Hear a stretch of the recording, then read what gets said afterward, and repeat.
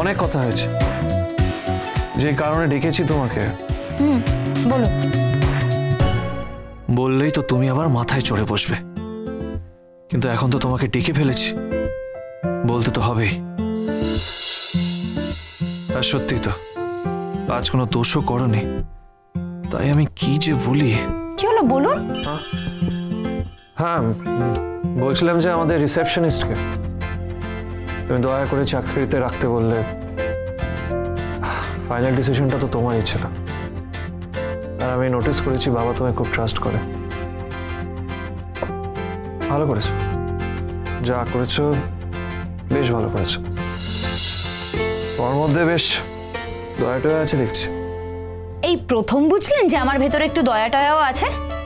আমার ভেতরে যদি মায়া দয়া কিছু না থাকতো, তাহলে এই একটা মিথ্যের উপর ভর করে আমি এত কিছু ঘটতে দিতাম?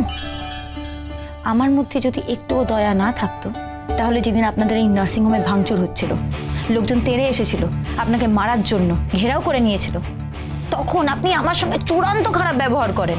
সেটা জানা সত্ত্বেও কি আমি আপনাকে বাঁচাতে চাইতাম, যদি আমার মধ্যে দয়া টয়া না থাকতো? আপনার ছেলে মারা গেছে বলেছে আপনাকে? পুরো কথা শোনার ধৈর্য নেই? না, নেই। শুনুন, এর আগে আপনি প্রমাণ পাননি, এখন নতুন করে দেখছেন? এটাই তোমার প্রবলেম। তোমাকে ভালো কথা বললে, প্রেস করলে তুমি নিতে পারো না। আপনি আমাকে ভালো কথা বলতে যাবেনই বা কেন? আপনার তো আমাকে ভালো কথা বলার কথা নয়। ভুল হয়ে গেছে আমার, অন্যায় করে ফেলেছি। মানে কেন যে তোমাকে ভালো কথা বলতে গেলাম? হয়েছেই তো।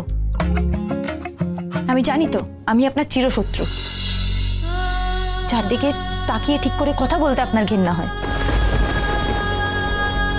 যাকে বাড়ির সবার সামনে, বাইরের সবার সামনে কাজের লোক বলতে আপনার একটুও খারাপ লাগে না,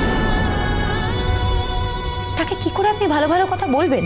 আর আপনি বললেও সেটা কেউ বিশ্বাস করবে না। তাহলে কি বলতাম? আমার বউ?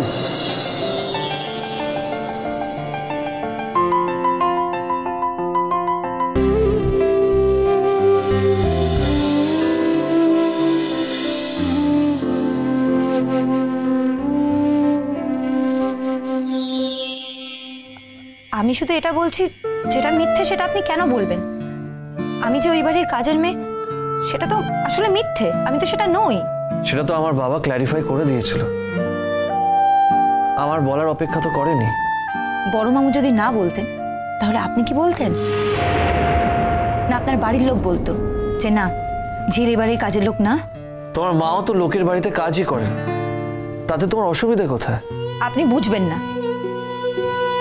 আমার মা লোকের বাড়িতে কাজ করে বলেই তার দু চোখে এই স্বপ্ন ছিল যে তার মেয়েকে যেন কোনোদিনও এই নামটা বয়ে না বেড়াতে হয়। আমি আমার মাকে ছোটবেলা থেকে অনেক কষ্ট করে কাজ করতে দেখেছি, তাই ভেতরে আমার একটা লড়াই ছিল যে আমি যেভাবেই হোক এই জীবন থেকে বেরিয়ে আসবো, অন্য কিছু করব। আর আপনারা যখন আমাকে সেই একই জীবনে ঠেলে দিলেন, আমার খারাপ লাগবে না? আমি তো আসলে সেটা নই।